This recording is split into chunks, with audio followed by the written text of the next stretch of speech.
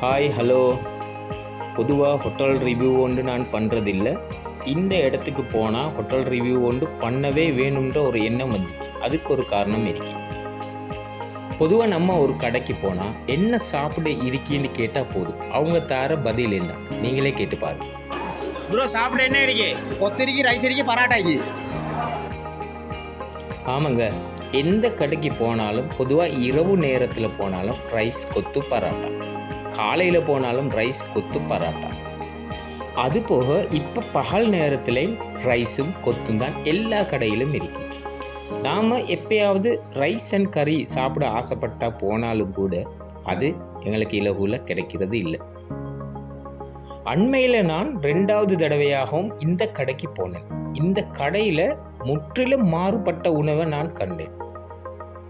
கிராமத்து பாணியில் உணவுகள் தயாரிக்கப்பட்ட ஒரு உணவகம் இது. ஆம், நெலும் கொலே பத்கடை, தாமரை இலை உணவகம். இங்கே சிறப்பம்சம் என்னன்னு பார்த்தா இந்த வாடிக்கையாளர் பராமரிப்பு, கஸ்டமர் கேர், அதே போன்று ஆரோக்கியம். இன்று நமக்கு உடம்புக்கு ஆரோக்கியமான உணவு தான் முக்கியமாக இருந்து கொண்டிருக்கின்றது. அவை இந்த உணவகத்தில் கிடைக்கின்றது என்பது உண்மையிலே ஒரு சிறப்பான ஒரு அம்சம்தான்.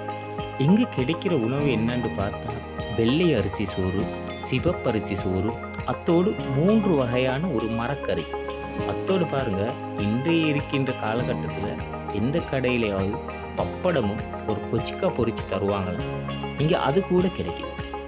நானும் ஒரு பிளேட்டுக்கு எனக்கு தேவையான சாப்பாடை போட்டு சொன்னால் நம்ப மாட்டீங்க, 2வது தடவையும் எடுத்து வலிச்சு சாப்பிட்டேன். அந்த அளவுக்கு உடம்புக்கும் மனசுக்கும் திருப்தியாக இருந்துச்சு. முக்கியமாக இங்கே சுத்தமான சாப்பாடு. இந்த கடை எங்கே இருக்குன்னு பார்த்தீங்கன்னா ரம்பாவ டவுன்லேருந்து 500 மீட்டர் மெதவச்சி பக்கம் போக்கல வலது சைடில் இருக்குது இந்த கடை. குறிப்பாக யாழ்ப்பாணம், வவுனியா, மன்னார் பக்கம் பயணிக்கிறவங்க உங்களுக்கு மதிய நேர உணவுண்ட அழகான முறையில் எடுத்துக்கொள்ள ஆசைப்பட்டால் நீங்கள் இந்த இடத்துல நிறுத்தி சாப்பிடலாம். அதாவது இவங்களுடைய ஓப்பன் டைம் வந்து காலையில் 10 மணியிலிருந்து மாலை 4:30 மணி வரைக்கும் தான். இவங்க மதிய நேர உணவை மாத்திரம்தான் வழங்குறாங்க. இவங்கட இந்த உணவகத்திட விலைகளையும் பார்த்தாலும் கூட அது ஒரு சாதாரண விலையாகத்தான் இருந்து கொண்டு இருக்கின்றன. அழகான முறையில் ஒரு 2000 ரூபாய்க்கு 5 பேர் சென்று சாப்பிட்டு வர முடியும். அந்த அளவுக்கு விலையும் கூட கட்டுப்பாட்டான விலையில் தான் இருக்கின்றன. இன்றைய காலகட்டத்தில் இது ஒரு சிறப்பான ஒரு விஷயம்.